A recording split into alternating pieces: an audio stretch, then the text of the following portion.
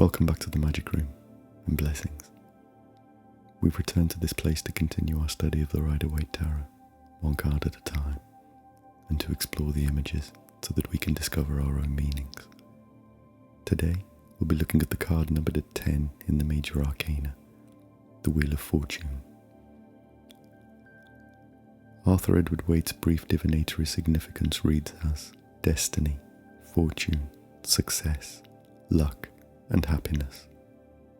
The Rider-Waite card, as with many other tarot cards, is heavily inspired by the medieval concept of Rota Fortunae, the wheel of the Roman goddess Fortuna, a concept that has translated into modern parlance as Lady Luck. However, the idea itself dates all the way back to the times of Babylonian astronomy and the concept of the zodiac. Fortuna is often shown blindfolded, spinning the wheel at random, resulting in the perpetual changing of fates.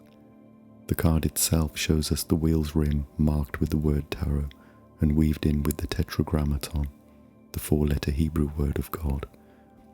Waite says the transliteration of tarot as rota is inscribed on the wheel, interchanged with the letters of the divine name to show that providence is implied through all.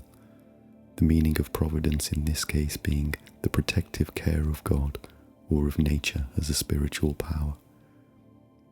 Drawn on the hub of the wheel are the alchemical symbols for the elements: air, water, fire, and earth. These match the inscriptions on the table of the magician, who appears at number 1 in the Major Arcana. These are important concepts in the tarot and in the occult in general. The elements are represented by the 4 suits of the Major Arcana: wands, cups, swords, and pentacles. Surrounding the wheel we see a total of 7 entities. Below and to the right we find a depiction of Anubis, the Egyptian god of the dead. To the left we can see Typhoeus, the feared serpent giant from Greek mythology. At the 4 corners of the card we find a man, an eagle, an ox, and a lion. These represent the 4 biblical evangelists and are described by Waite as the 4 living creatures who exemplify the divine intention without. Perhaps the most important entity on the card is that of the Sphinx, who sits atop the wheel. According to Waite, the wheel stands for the perpetual motion of a fluidic universe and for the flux of human life. The Sphinx is the balance contained in this constant motion. The card is often taken to represent the changeable nature of our fortunes and the capriciousness of life.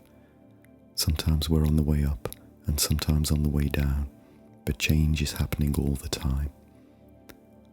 Waite offers us a brief divination of the card reversed: increase, abundance, and superfluity.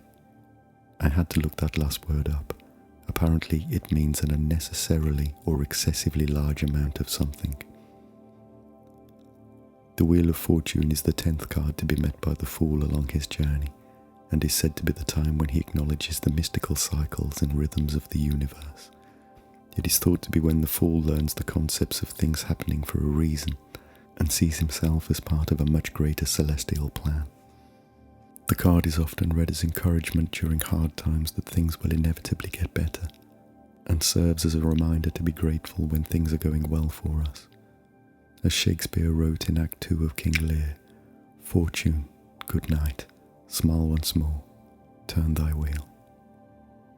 Certainly, the themes of chance and unpredictability are richly apparent in this, the card numbered at 10 in the tarot deck. Thank you so much for joining us in the Magic Room. May the coming days bring you good luck, success, and gratitude. Until next time.